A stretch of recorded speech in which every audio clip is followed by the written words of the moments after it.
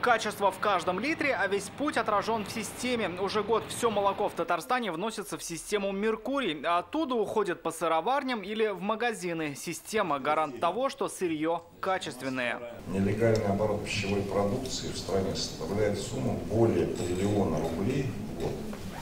Триллиона.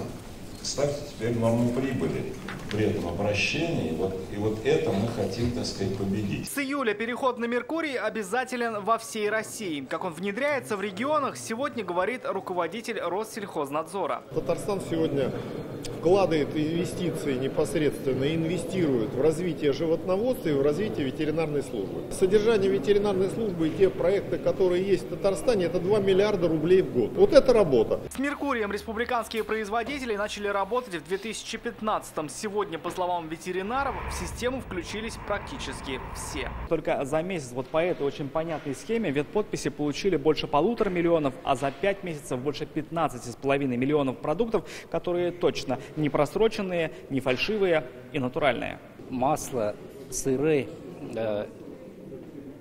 еще сгущенка, они будут с 1 июля сертифицироваться, предприятия уже готовы, а кисломолочная продукция с 1 ноября текущего года. Производителям молока и молочки остаются считанные дни. После 1 июля продукт уже не продашь вне системы. Рамиль Шайдуллин, Андерсон Тальцев, ТНВ, Казань.